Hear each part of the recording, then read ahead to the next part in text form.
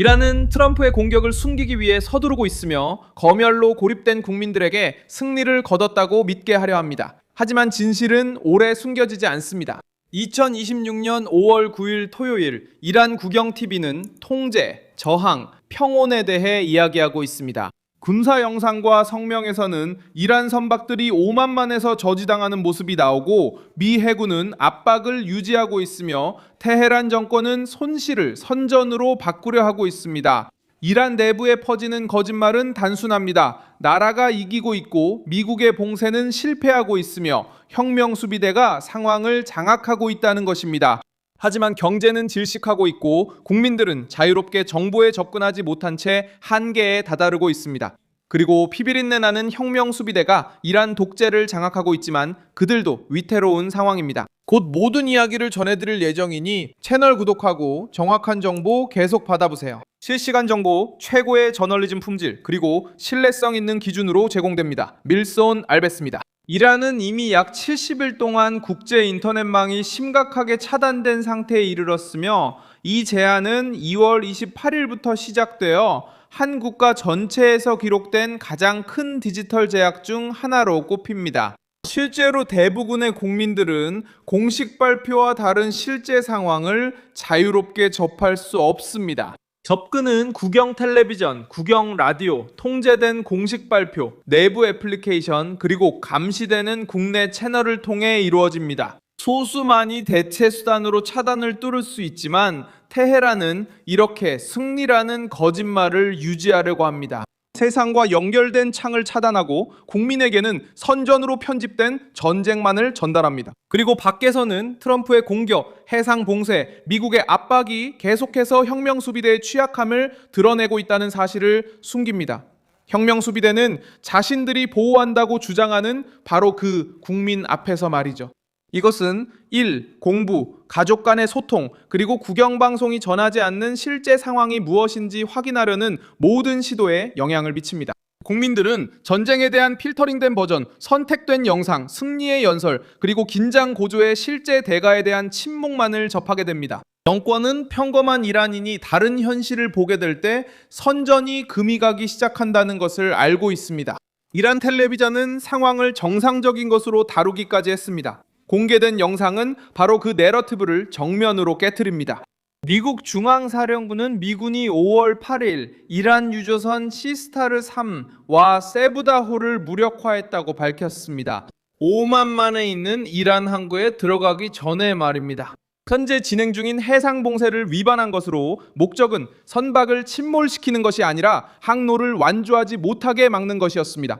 그 메시지는 치밀하게 계산된 것이었습니다. 트럼프는 이란의 항로가 계속 감시받고 있으며 봉쇄를 뚫으려는 시도에 즉각적인 대응이 있다는 것을 보여주기 위해 행동을 쇼로 만들 필요가 없었습니다. 마르코 루비오는 미 해군 함정을 향해 미사일이나 드론이 발사된다면 미국은 그 공격을 결코 용납하지 않을 것임을 분명히 했습니다. 아무 일도 없는 것처럼 이란은 국내에서는 승자인 척 하려 하지만 국영방송 화면 밖에서는 그렇지 않습니다. 이란은 대응하고 차단하고 선박을 무력화시킨 강대국을 상대해야 하며 휴전 제안에 대한 테헤란의 공식적인 답변도 요구받고 있습니다.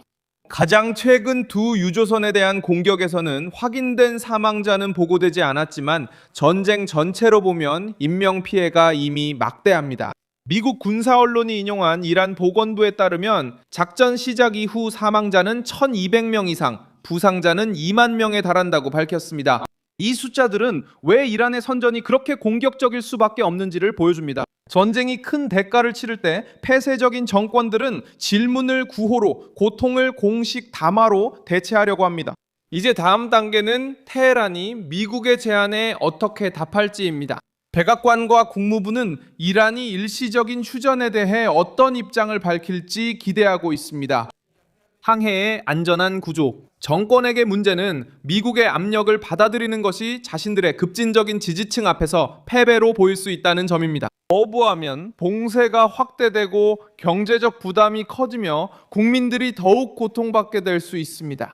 그래서 국가 선전은 정치적 생존의 도구가 됩니다.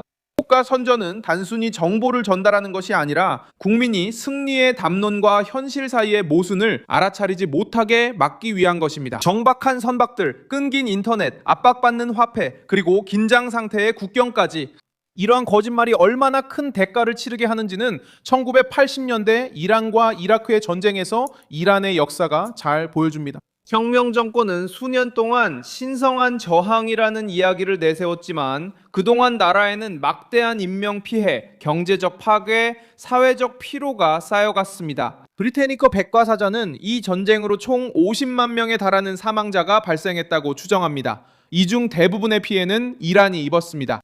1988년 유엔 결의안에 따른 휴전을 받아들였을 때 호메이니는 그 결정을 독을 마시는 것에 비유했습니다.